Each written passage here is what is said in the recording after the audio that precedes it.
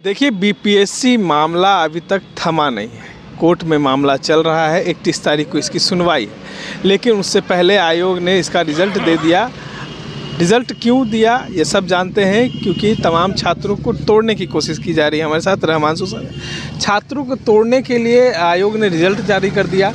31 तारीख को सुनवाई है। क्या लगता है आप? दरअसल इसे छात्र टूटे नहीं हैं बल्कि और जुड़ गए हैं। छात्र टूटते तब जब छात्रों की संख्या उसमें ज़्यादा होती।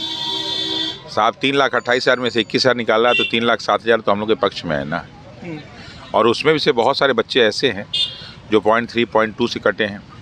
इन्होंने जो 13-4 में जो है 4-4 क्वेश्चन अपने मन से घटा दिया। जिन बच्चों का 4 क्वेश्चन वही सही हुआ होगा, जिनका गलत हुआ होगा, तो सही वाले तो बाहर हो गए। इसके अलावा अभी ऑलरेडी उसमें लगभग 13-14 ऐसे प्रश्न हैं जो गलत हैं। तो इन्होंने तो जो है सबूत हम लोग को देना शुरू कर दिया है ना कि देखो साहब हम ये गलती किए हैं, तो अब कोर्ट में हम लोग के पक्ष में सारी बहस होगी। सबूत देना शुरू कर। सबूत ही तो है। जब आपने 10-12 क्वेश्चन गलत देके और आंसर की जारी करके उसमें कोई सुधार नहीं किया, आपने रिजल्ट दे दिया, तो कहीं ना कहीं सबूत ही तो है ये। तो क्या लगता है कि आयोग जो है एकदम हठधर्मिता है, क्योंकि छात्र लगातार परेशान है। आपने देखा कि ये मुद्दा तो राष्ट्रीय बन गया, लेकिन उसके बावजूद भी आयोग अपनी गलती मानने को तैयार नहीं है। लगातार जो है अब दूसरी फेज़ की परीक्षाएं जो है उसकी तैयारी में लग गया है। रावण जब सीता का हरण किया था तो अपने आप को गलत मान रहा था क्या? जब लंका जल गई, अब पूरा उसका खानदान साफ हो गया, तो वो तब भी अपने आप को गलत नहीं मान रहा था। तभी कई लोग उसके पक्ष में बोलते हैं कि वो इतना ज्ञानी था, उसके पास जो है 10 लोगों की बुद्धि के बराबर ज्ञान था, वो इसलिए ये किया ताकि इसी बहाने भगवान राम के हाथ सबको मोक्ष मिल जाए। तो कभी भी अपराधी अपने आप को थोड़ा मानता है कि हम अपराध कर रहे हैं। जब उसको सजा हो जाती है तब उसको लगता है कि हाँ हमारा, और उसको खुद तभी वो नहीं कहता, समाज उसको अपराध कहता है। कोई भी अपराधी अपने को अपराधी नहीं कहता, समाज उसको अपराधी कहता है। तो वर्तमान में आप जाके पूरे बिहार भर में जितने भी बच्चे हैं उनसे एक सर्वे करा लीजिए कि बीपीएससी के बारे में, कि बीपीएससी क्या एक अच्छी संस्था है, हाँ या ना में, तो 95% आंसर आएगा ना। तो अब उनकी क्रेडिबिलिटी बची कहाँ पे है कि वो जो हठधर्मिता करेंगे। हाँ, कुछ अधिकारी हैं जो ये सोच रहे होंगे कि हम हठधर्मिता कर रहे हैं, तो पद पे तो आदमी कुछ ही दिन रहता है ना। पद पे हटने के बाद तो जो व्यक्ति पद पे इतनी गालियाँ खा रहा है, पद पे हटने के बाद कितनी गालियाँ खाएगा।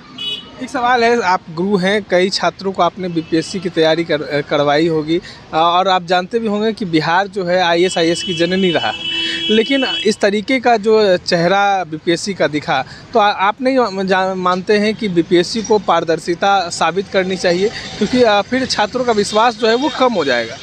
अगर पारदर्शिता ये साबित करते तो माननीय उच्च न्यायालय ने जो 3 दिसंबर को ये बात कही थी कि साहब OMR शीट का कार्बन कॉपी मिलना चाहिए और OMR शीट पे बच्चों की फ़ोटो होनी चाहिए, तो ये तुरंत आंसर उसका दिए कि साहब हमने सब कुछ भिजवा दिया है। अभी तो नई नई चीज़ें और भी निकल के आ रही थी कि जब एक बॉक्स में 12-12 सेट के क्वेश्चन होते हैं, 16 होते हैं, तो ये जो बाबू परीक्षा परिषद में 273 वाला कॉन्सेप्ट कहाँ से आ गया?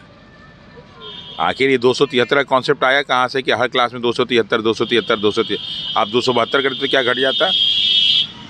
273 करने का मतलब कि कहीं ना कुछ गड़बड़ी है। तो नो डाउट जो ये काम का पारदर्शिता की बात करें तो आज ही जो है माननीय पूरे जो है आपके चेयरमैन साहब अतुल प्रसाद जी का एक ट्वीट आया है। देखिए, अतुल प्रसाद जी के कार्यकाल में बहुत सारी चीज़ें परिवर्तित हुई, लेकिन लड़कों ने उसको स्वीकार किया। क्यों? क्योंकि वो परीक्षा को सही ढंग से कराने के लिए किया गया था, परीक्षा के स्टैंडर्ड में सुधार करने के लिए किया गया था। लेकिन ये जो खुराफात हो रहा है, ये सिर्फ और सिर्फ अपने लोगों को भरने के लिए हो रहा है, और जिनसे पैसा ले लिया गया है उनको पद पे बैठाने के लिए हो रहा है। अच्छा, 31 तारीख को जो फैसला आया, क्या रहमांशु सर उसको मानेंगे? कौन सा 31? देखिए साहब, ये लड़ाई जो है कोर्ट में पहुंच गई है, तो विधायिका कार्यपालिका तो कोई महत्व रह नहीं गया। 29 तारीख को क्या आता है तो हम लोग देखेंगे, तब तो उसको सही गलत मानना है। न्यायपालिका में भाई एपेक्स कोर्ट तो सुप्रीम कोर्ट भी है, लेकिन हमें लगता है कि कहीं ना कहीं न्यायपालिका की साख पे तो जो है प्रश्न चिन्ह उठेगा कि जब पूरा समाज कह रहा है, सारे बच्चे कह रहे हैं गलत हुआ है, तो जो है टेक्निकली रूप से इन चीज़ों को देखना चाहिए। और मुझे लगता है कि माननीय उच्च न्यायालय जो है इन चीज़ों को बहुत अच्छे ढंग से देखेगा। माननीय न्यायाधीश महोदय लोग इसको हर चीज़ को देखेंगे और तर्क के तथ्य के हिसाब से उचित निर्णय देंगे। चलिए, तो आपने तमाम बातों को सुना। इस तरह के तमाम अपडेट्स के लिए बने रहे इनसाइडर लाइव के साथ। पटना से मैं निखिल।